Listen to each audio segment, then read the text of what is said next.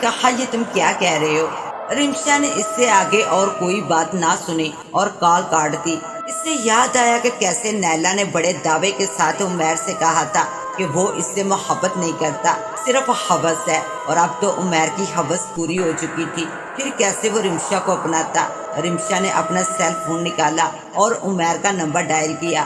Hello Rimsha, کیسی ہو؟ عمیر نے اپنی کیفیت پر قابو پاتے ہوئے کہا، کیونکہ اس وقت وہ رمشا سے سب کچھ چھپانا چاہتا تھا۔ عمیر، کیا تم نے نکاح کر لیا ہے اپنی کزن کے ساتھ؟ رمشا نے ڈائریکٹ پوچھا۔ چند لمحے عمیر کو سمجھ نہ آیا کہ وہ کیا بولے۔ دراصل میں وضاحت کرتا ہوں، عمیر نے ٹوٹے پھوٹے لفظوں میں کہنا چاہا۔ اوکے، میں سمجھ گئی کہ اسد ٹھیک کہہ رہا تھا۔ کیا تم مجھے مل سکتے ہو؟ عمیر نے کہا۔ اوکے رمشا، مل کر ساری بات کلیئر کرتے ہیں۔ عمیر اور رمشا پارک میں راؤنڈ لگا رہے تھے۔ رمشا، کب سے خاموش ہو؟ نہ تم میری طرف دیکھ رہی ہو، نہ مجھ سے بات کر رہی ہو، اور نہ ہی مجھ سے میرے نکاح کی وجہ پوچھ رہی ہو۔ اتنی بے رخی کیوں؟ عمیر نے رمشا کی کلائی پکڑ کر یکدم اسے اپنی طرف موڑ لیا۔ اب وہ دونوں آمنے سامنے تھے تو رمشا بولی، عمیر، میں نے تم سے محبت نہیں کی تھی بلکہ عشق کیا تھا، اور وہ بھی جنون کی حد تک۔ مجھے اپنی ذات پر اتنا یقین نہ تھا جتنا تمہارے پیار کی سچائی پر تھا۔ یہی وجہ تھی کہ اپنا پیار ثابت کرنے کے لیے میں نے وہ قدم اٹھایا جو شاید ہی اس ملک کی کوئی اور لڑکی اٹھائے۔ لیکن تم نے میرے بھروسے کے شیش محل کو ایک ہی جھٹکے میں زمین بوس کر دیا۔ مجھے پھر بھی لگتا تھا کہ تم مجھے اپناؤ گے، لیکن تم نے مجھے دھوکہ دیا، پیار کا کھیل کھیلا میرے ساتھ، اور ایسے ڈونگی لوگوں کو رمشا کبھی معاف نہیں کرتی، بلکہ ان کی سزا بھی خود تجویز کرتی ہے۔ تو بھگتو اپنی سزا۔ اتنا کہہ کر رمشا نے دوپٹے میں چھپا اپنا ہاتھ باہر نکالا۔ ایک تیز دھار چاقو اس کے ہاتھ میں تھا۔ اس نے وہ چاقو اپنے محبوب کے پیٹ میں گونپ دیا۔ عمیر ہلکا سا چلا کر درد سے دوہرا ہونے لگا، اور آنسو رمشا کی آنکھوں سے بہنے لگے جیسے چاقو اس سے لگا ہو۔ لیکن رمشا نے ایک ہاتھ سے اپنے چہرے کو بے دردی سے رگڑ کر آنسوؤں سے صاف کیا، اور ایک جھٹکے سے وہ چاقو عمیر کے پیٹ سے باہر نکالا۔ اب کی بار عمیر کی چیخ قدرے بلند تھی۔ رمشا نے ایک بار پھر وہ چاقو عمیر کے پیٹ میں گونپا، اور اس کے بعد رمشا جیسے اپنے ہوش و حواس کھو بیٹھی۔ وہ عمیر کے پیٹ سے چاقو نکال کر بار بار گونپ رہی تھی۔ عالم جنون میں وہ سب کچھ بھول گئی تھی اور گر کر بے ہوش ہو گئی۔ جس وقت رمشا نے عمیر کو مارا تھا وہ دوپہر کا وقت تھا، اور پارک میں کوئی بھی نہ تھا۔ یہ پارک بھی ذرا آبادی سے ہٹ کر تھا، اس لیے کوئی دیکھ نہ سکا تھا۔ لیکن جب رمشا عمیر پر بار بار وار کر کے بے ہوش ہو گئی تھی، اسی وقت پارک میں دو لڑکے آئے تھے۔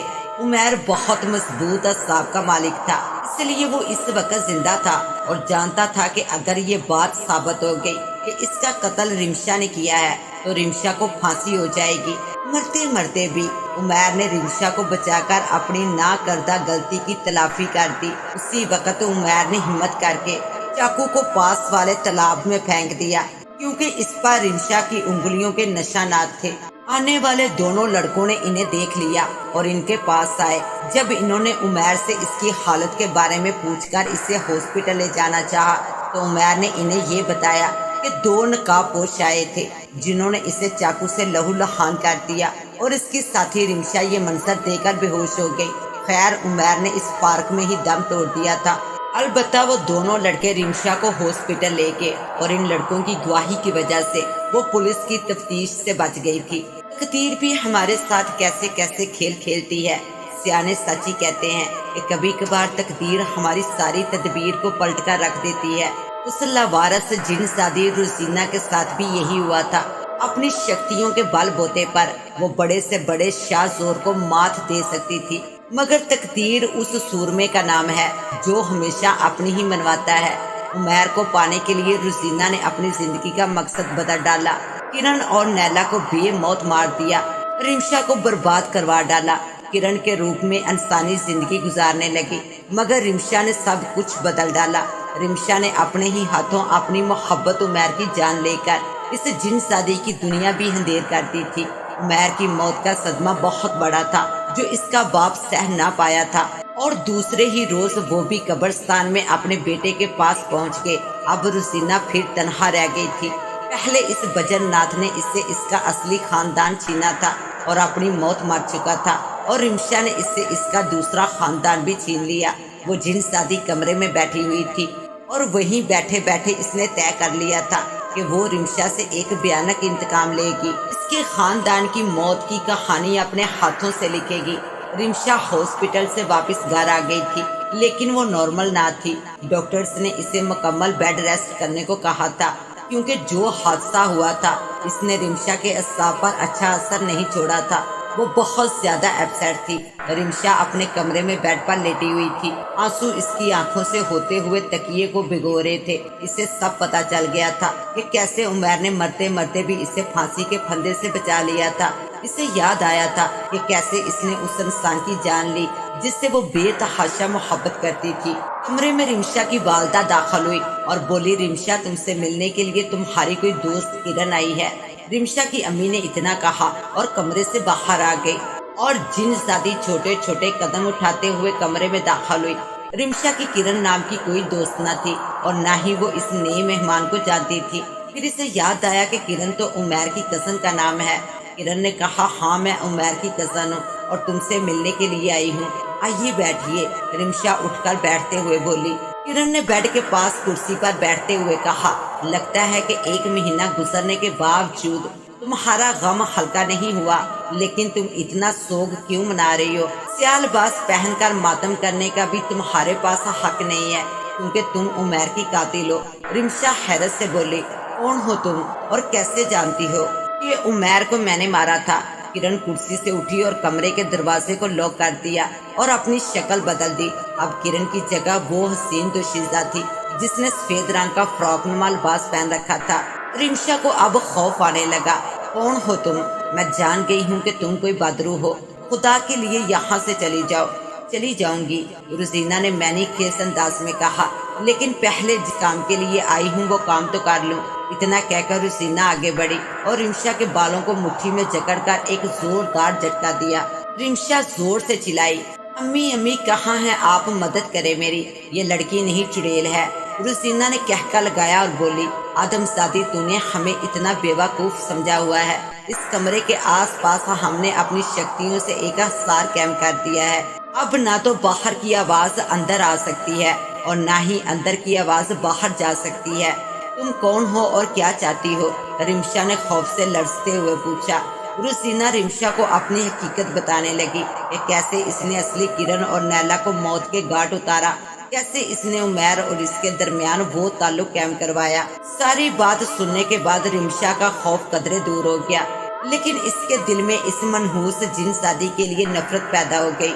रिमशा बोली, तुमने मासूम जानों के खून से अपने हाथ रंगे हैं और तकदीर ने तुम्हें इसकी सजा भी दे दी है। तुमसे वो इंसान छीन गया जिसके लिए तुमने ये सब किया। अब यहाँ मेरे पास क्या लेने के लिए आई हो?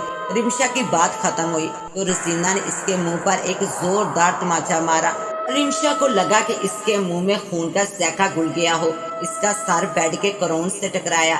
रुजीना ने इसके बालों को जोर से पकड़ा और झटका देकर इसे अपनी तरफ मोड़ा और बोली, तो पूछ रही थी ना कि हम यहाँ क्या लेने के लिए आए हैं? उससे एक भयानक इंतकाम लेने के लिए आए हैं। जैसे तूने हमें एक बार फिर लावारिस बना डाला, वैसे ही हम तुझसे तेरा सब कुछ छीनकर तुझे एक दर्दनाक मौत देंगे। अपनी मौत और तबाही से बचने के लिए जो तैयारी करना चाहती है कर ले।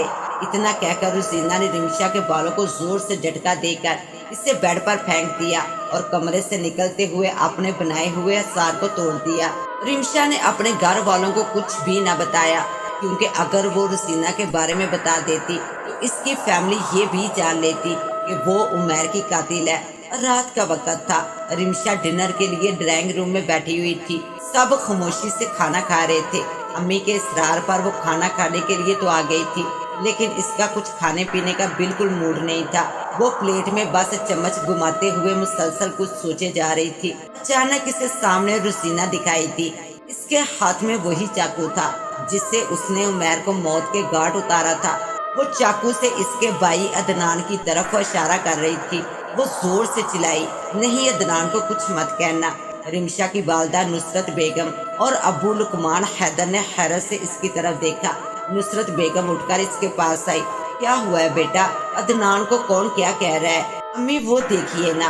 रिमशा ने रोजीना की तरफ इशारा किया, जिसके चेहरे पर जहरीली मुस्कुराहट फैली हुई थी। वो चुड़ैल अदनान को मार देगी। देखिए इसके हाथ में चाकू भी है। अदनान ने कहा, रिमशा जाकर आराम करो और हॉरर मूवीज कम देखा करो, यहाँ कोई चुड़ैल नहीं है।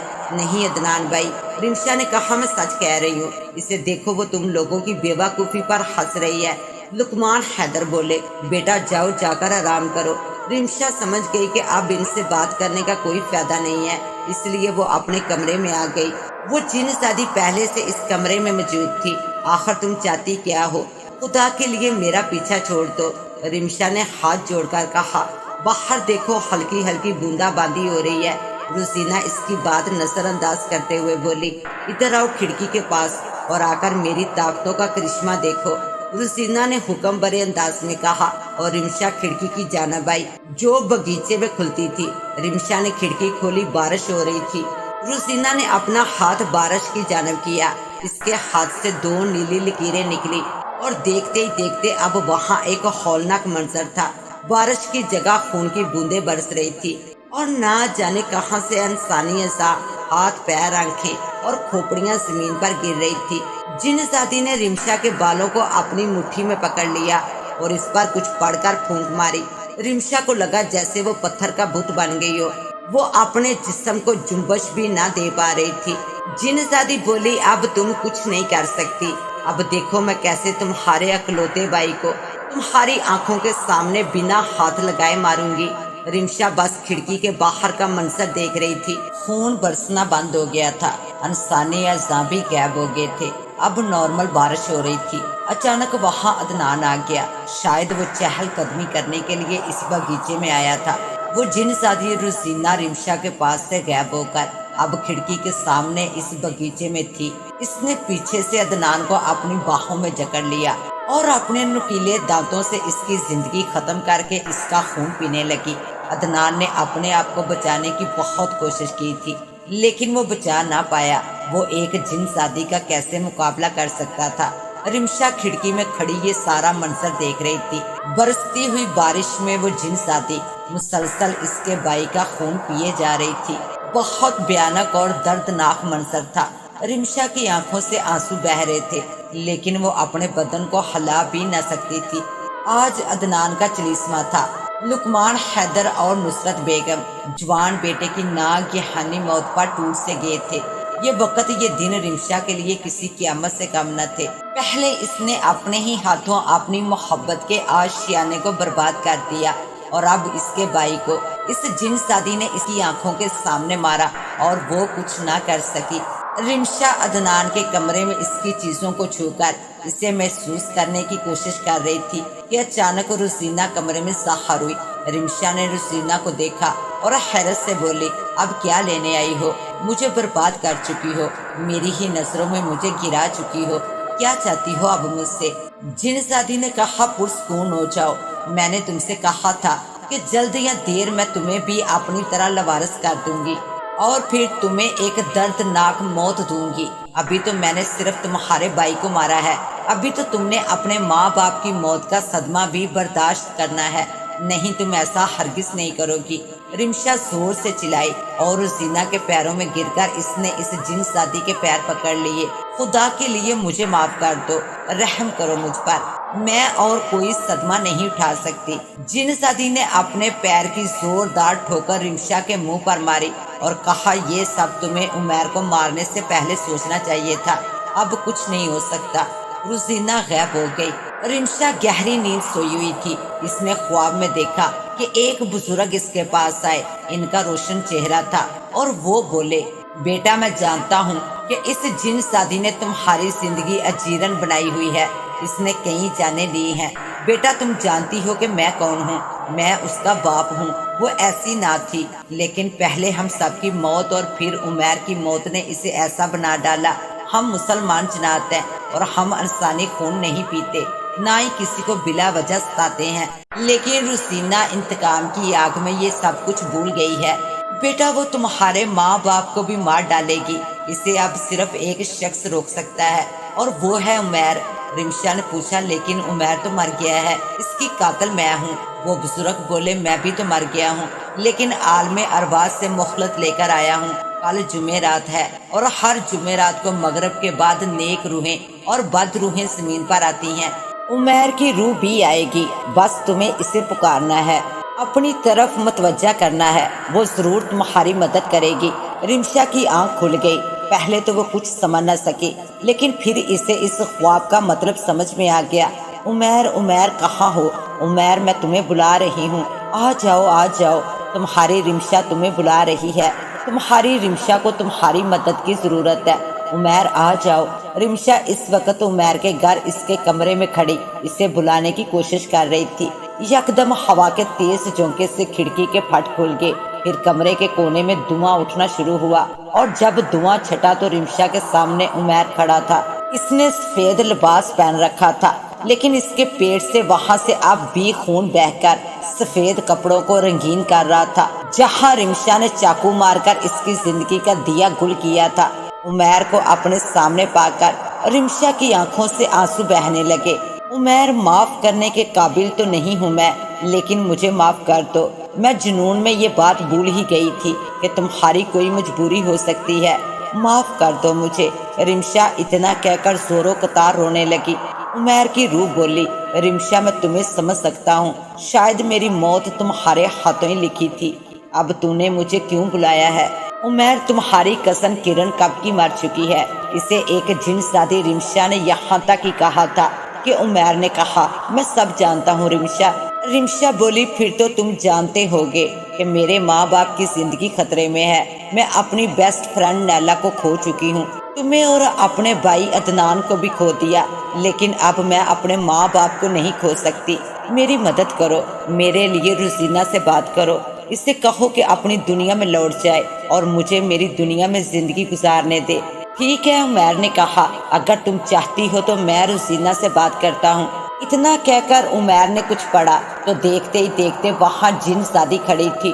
جن زادی اپنے اصلی روپ میں تھی۔ عمیر کی روح بولی، روزینہ، میں تم سے اس بات کا حساب نہیں لوں گا کہ کیوں تم نے میرے اپنوں کی جان لی، کیوں تم نے مجھے اندھیرے میں رکھا، لیکن میری قاتل رمشا نہیں تم ہو۔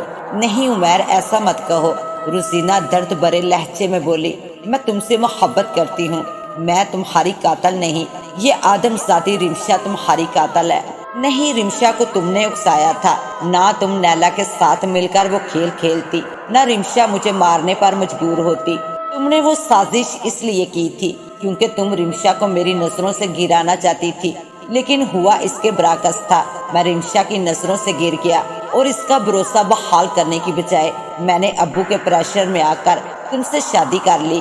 ایسے میں تم ہی بتاؤ وہ کیا کرتی؟ روزینہ نے اپنے دونوں ہاتھ عمیر کے سامنے جوڑ دیے۔ عمیر، میں تمہاری نظروں سے گر گئی ہوں، لیکن میں تم سے بہت محبت کرتی ہوں، میں جانتی ہوں کہ ہمارا ملن ممکن نہیں کیونکہ تم انسان اور میں ایک آتشی مخلوق، لیکن تم مجھے معاف تو کر سکتے ہو، مجھے محبت نہیں دے سکتے، لیکن مجھے اپنی نظروں سے تو نہ گراؤ۔ عمیر نے کہا، تمہیں میں اس شرط پر معاف کروں گا کہ تم وعدہ کرو کہ تم کسی جناتی بستی میں چلی جاؤ گی اور لوٹ کر کبھی واپس نہیں آؤ گی، میں ہر جمعرات کو تم سے ملنے آؤں گا، ہم اچھے دوست رہیں گے، بولو منظور ہے؟ عمیر کی بات سن کر روزینہ خوش ہو گئی، مجھے تمہاری شرط منظور ہے۔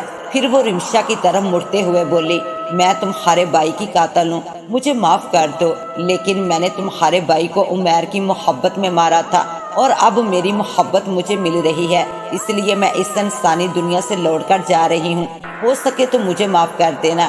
اتنا کہہ کر جن زادی نے عمیر سے کہا، میں ہر جمعرات کو تمہارا انتظار کروں گی، اور وہاں سے غائب ہو گئی۔ رمشا نے عمیر کی روح سے کہا، عمیر، تم نے محبت کا حق ادا کر دیا، مرتے مرتے بھی مجھے پھانسی کے پھندے سے بچایا، اور آج میرے گھر والوں کو اس جن زادی کے شر سے بھی بچا لیا، میں تمہاری محبت کی قدر نہ کر سکی۔ اتنا کہہ کر رمشا خاموش ہو گئی، اس کی آنکھوں میں آنسو تھے۔ عمیر نے کہا، بس اب جو ہو گیا اس پر پچھتانے کا کوئی فائدہ نہیں، جاؤ، ایک نئی زندگی تمہاری منتظر ہے، اور راز کی بات بتاؤ؟ آخر میں عمیر نے سرگوشی کے انداز میں کہا، ہاں بتاؤ نا۔ رمشا اپنے آنسو صاف کرتے ہوئے بولی، عمیر نے کہا، میں تم سے ملنے کے لیے آتا رہوں گا، بس مجھے ہر جمعرات کو یوں ہی پکار لینا، ایک وقت میں 2 لڑکیوں سے محبت کروں گا، عمیر کا لہجہ شریر ہوا تو رمشا مسکرانے لگی۔ بس یوں ہی ہنستی رہا کرو، اب میں جا رہا ہوں، عمیر نے کہا اور غائب ہو گیا۔ رمشا نے واپسی کے لیے قدم بڑھا دیے، کیونکہ اس نے نئی زندگی شروع کرنی تھی، صرف اپنے والدین کے لیے، کیونکہ وہ دوبارہ اپنے والدین کو اولاد کا دکھ نہیں دینا چاہتی تھی۔ اس کے ساتھ ہی اب مجھے دیں اجازت، ملتے ہیں انشاءاللہ ایک نیو کہانی کے ساتھ۔ تب تک کے لیے اللہ نگہبان۔